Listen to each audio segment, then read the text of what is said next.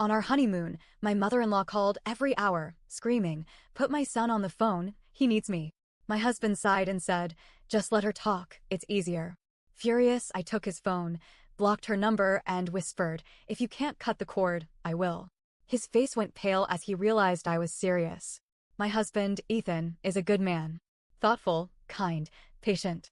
He makes me laugh, listens when I need him to, and never forgets the little things, like how I take my coffee or that I get cold easily and always need a jacket. But there was one problem I never fully understood until it was too late. His mother, Diane. She wasn't just an overprotective mom. She was obsessed with him. At first, I thought she was just a little overbearing, maybe a little too involved in his life. I figured it was something that would get better with time, especially after we got married. I was wrong. Diane controlled everything in Ethan's life for as long as he could remember. She picked out his clothes well into his 20s. She paid his credit card bills, even though he had a full-time job and never asked her to.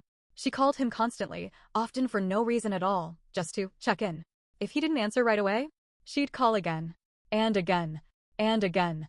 If more than an hour went by without a response, she'd send panic texts. "Ethan, where are you? Are you okay? I'm worried. Why aren't you answering me?" And if he still didn't respond, she'd call me. It didn't matter if we were out to dinner, watching a movie, or even at work. She always found a way to insert herself. Ethan always made excuses. "She just loves me. She worries too much. It's just how she is." And for a long time, I let it slide. Because Ethan was amazing in every other way. I figured it was something we'd grow out of. I was an idiot. We had been married for exactly 3 days when Diane decided she couldn't survive without talking to her son every single hour. We flew to Maui for our honeymoon. I was excited, our first real vacation together. No wedding stress, no family, just us. Then Ethan's phone rang. I saw the name on the screen and felt my stomach turn. He sighed. "I'll just answer real quick." It was our first night there. The second we got to the hotel, she called again. And then again. Every single hour. At first, Ethan just ignored it. But every time his phone rang, I could see him tense up. "It's fine," he muttered. "She'll stop eventually." She didn't. By day 2, I couldn't take it anymore. Morning. We were at breakfast. A beautiful open-air restaurant, ocean breeze, palm trees swaying. I was sipping my coffee, finally feeling relaxed. Then Ethan's phone rang. "Diane." He sighed. "I'll just let her talk real quick." I stared at him. "Are you serious?" "She'll just keep calling." He answered. "Hey, Mom." I listened as he nodded along to whatever she was saying, his expression blank. After a few minutes, he hung up. "She just wanted to check in," he said. I gritted my teeth. "Ethan, we're on our honeymoon." "I know," he said. "But it's easier to just let her talk." Lunch. We were on the beach, drinks in hand, waves rolling in. His phone rang. "Diane." Dinner. A fancy sunset cruise. Romantic music playing in the background. I was in the middle of a sentence when his phone buzzed. "Diane." Bed. Curled up together, about to fall asleep. His phone lit up. "Diane." Every single hour. By day 3, I had officially lost my patience. It was late. We had just come back from a long day exploring. I was exhausted, mentally and physically. We had barely been alone together. Every time we started talking, Diane called. Ethan kept picking up. I had tried to be patient. I had tried to be understanding. But I couldn't do this anymore. We were lying in bed when his phone rang again. I snatched it off the nightstand before he could reach for it. I hit answer. Before she could speak, I said, "Diane." "It's me." Silence. Then she screamed. "Put my son on the phone. He needs me." I actually laughed. A cold, humorless laugh. "Diane, do you realize you have called him every hour since we got here? I just need to hear his voice. I need to know he's okay." "He's fine," I said through gritted teeth. "And you need to leave him alone." She gasped like I had slapped her. "You don't understand our bond," she hissed. "I have a bad feeling. I know something's wrong. Just put him on." No, I hung up. Then I blocked her number. I turned to Ethan, who was completely frozen. His face was pale. He looked like I had just set his childhood home on fire. "Did you?" "I blocked her," I said. "And if you unblock her, I swear to God, Ethan, I am done." He sat up straight. "What the hell, my name?" "No, Ethan. What the hell you?" I shot back. "We're on our honeymoon. This is supposed to be our time. And you have spent the entire trip on the phone with your mother." He ran a hand down his face. "You don't get it. It's easier this way." "No, it's easier for her. Not for us." He opened his mouth. Closed it. I could see the wheels turning in his head. The realization. The guilt. The truth. For the first time, I watched him struggle with it. He wasn't just realizing how messed up it was. He was realizing that he had been trained his entire life to put his mother above everything. Even me. I didn't say another word. I rolled over and went to sleep. The next morning, Ethan looked terrified. I didn't say anything. We went to breakfast. Still silent. Then he checked his email. His face went white. I leaned over. Saw the email from Diane. Subject, urgent, come home now. Ethan, I have never been so disrespected in my life. This is absolutely unacceptable. You need to call me immediately. There's a family emergency. And tell your wife she will not be getting away with this. I laughed out loud. Ethan, I said. If this is a real emergency, your sister will know. He hesitated. Then, for the first time in his life, he didn't call his mother. Instead, he called his sister. And what she said made his entire world crumble. Ethan put the phone on speaker. His hands were shaking. His sister, Hannah, picked up almost immediately. Hey, what's up? She said, sounding normal. Ethan cleared his throat. Mom emailed me. She said there's a family emergency. Do you know what's going on? There was a pause. Then, Hannah snorted. Emergency? The only emergency is that she can't reach you. She's been calling me, too. Crying about how my name is turning you against her. Ethan sat back like he had been punched. She told me to come home, he said weakly. Hannah sighed. Yeah, that sounds like her. She's spiraling. She even told Aunt Lisa that you were in danger. In danger? Ethan repeated, blinking. Yeah. Hannah sounded exhausted. She told everyone you're being controlled and brainwashed. She even asked if she should fly to Hawaii to rescue you. I nearly choked on my coffee. She's not actually coming here, is she? I asked. Hannah hesitated. I don't know, but if she can find a way, I wouldn't put it past her. I looked at Ethan. Ethan, do you understand what's happening right now? He swallowed hard. This is bad, he murmured. This is really bad. I nodded. And then his phone started ringing. Blocked number. Diane. I grabbed his phone and turned it off. She's unhinged, Ethan, I said. She's losing control, and she will do anything to get it back. We tried to enjoy the rest of our honeymoon, but I could tell Ethan wasn't okay. He was spiraling. He barely spoke. He barely ate. I could see him wrestling with the guilt. Every time we walked past a mother and son on the beach, I caught him staring. Like he was imagining a world where his mother wasn't like this. And then, on our last night in Maui, something happened that changed everything. We were at dinner. A beautiful oceanfront restaurant, candlelit table, soft music playing. And then I saw her. Across the restaurant. Blonde hair. Expensive blazer. Standing by the entrance, scanning the tables. Diane. I nearly knocked over my drink. Ethan, I hissed. Turn around. He did. And he went completely pale. Because there, in the middle of our honeymoon, in a completely different state, was his mother. And she had just spotted us. Diane marched over like she owned the place. Ethan was frozen. I could feel his panic. She stopped right at our table, her face tight with rage. Ethan, she said, voice trembling. Come with me. Now. Silence. I stared at her. You flew to Hawaii? She ignored me, her eyes locked onto Ethan. We need to talk. In private. Ethan still hadn't spoken. People were staring. I clenched my fists. No. If you have something to say it here. Diane's nostrils flared. I don't know what you've done to him, but I'm taking my son home. Ethan finally snapped out of his daze. What? He croaked. You heard me, she said. Pack your bags. We're leaving first thing in the morning. She wasn't asking. She had already decided. Like he had no say. Like I didn't exist. I turned to Ethan. Ethan, say something. He opened his mouth, then closed it. His entire life had been spent obeying this woman. And right now? I could see his brain short-circuiting. So I said it for him.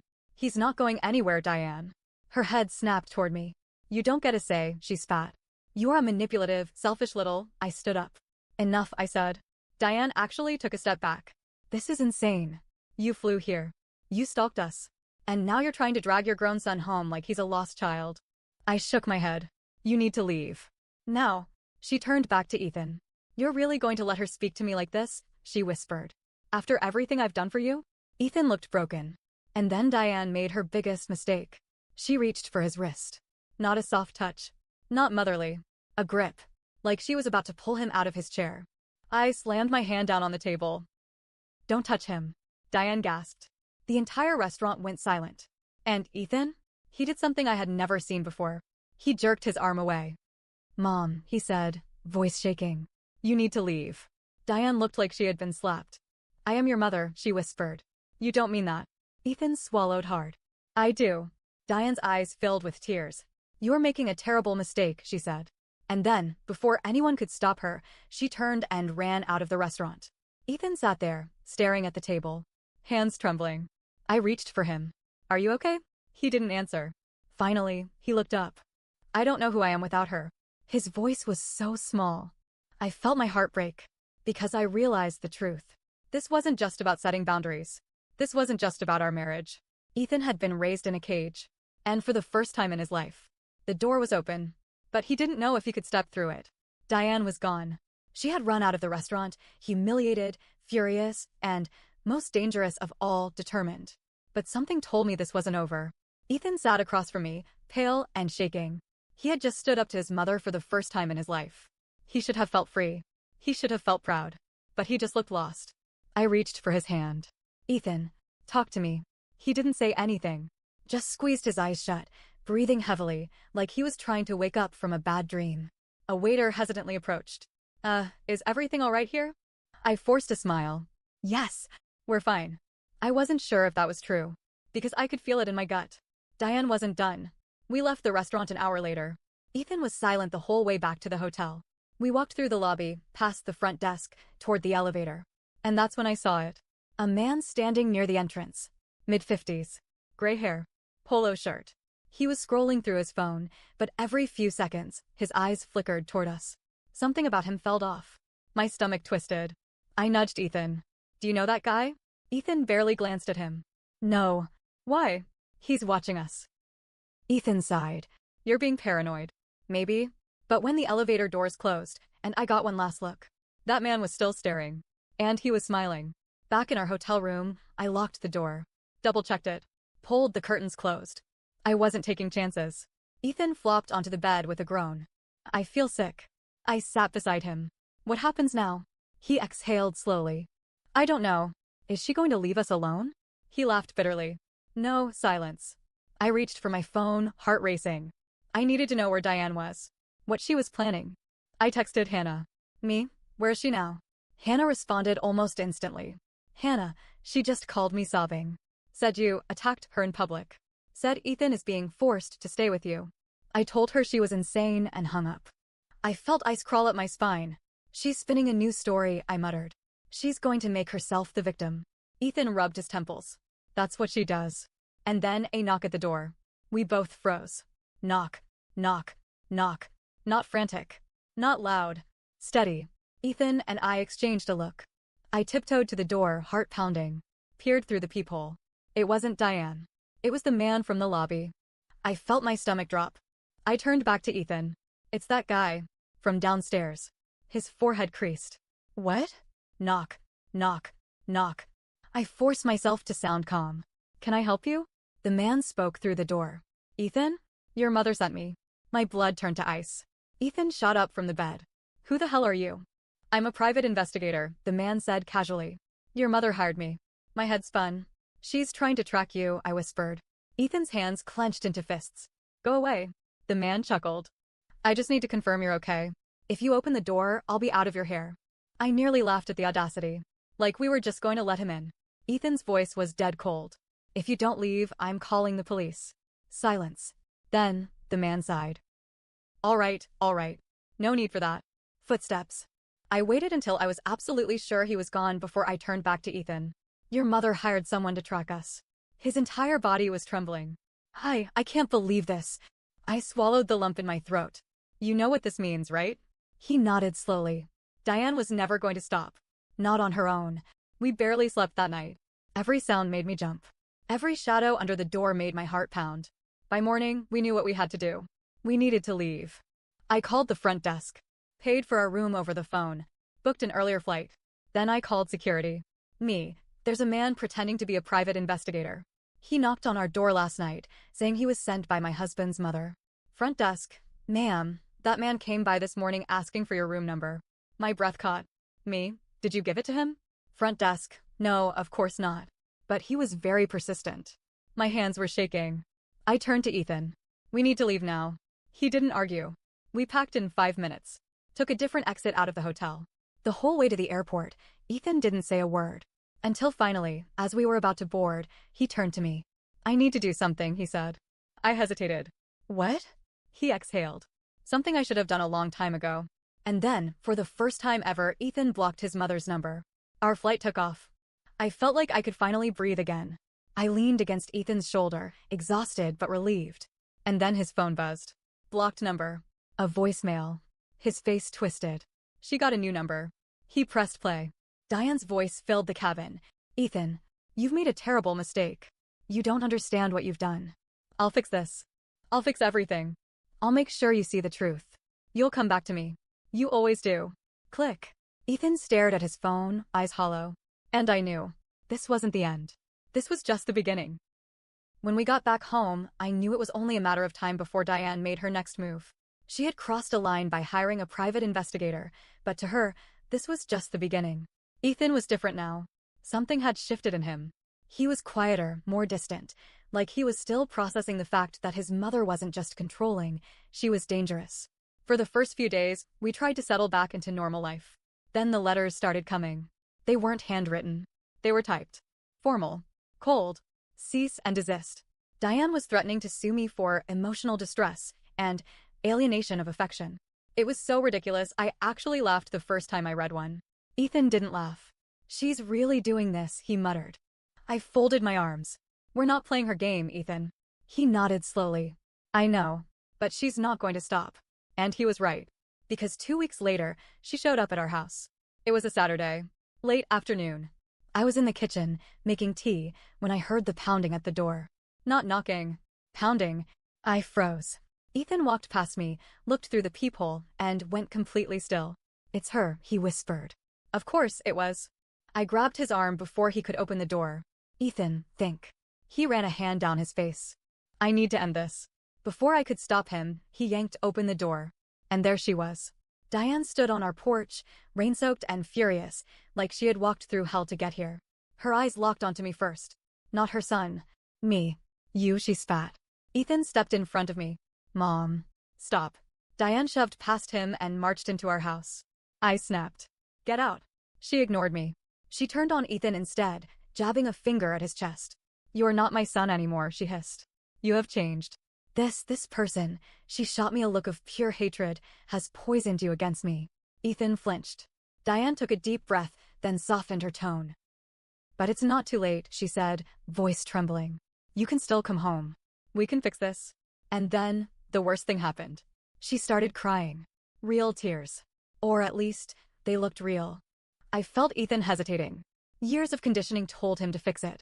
To comfort her. To be the good son again. I had to act fast. I turned to Diane. Leave. Now. She snapped. You don't get to tell me what to do, she hissed. You are nothing. You are just some woman who stole my son. Ethan took a deep breath. Mom, he said softly, you need to leave. Her head snapped toward him. What did you say? Ethan's face was pained.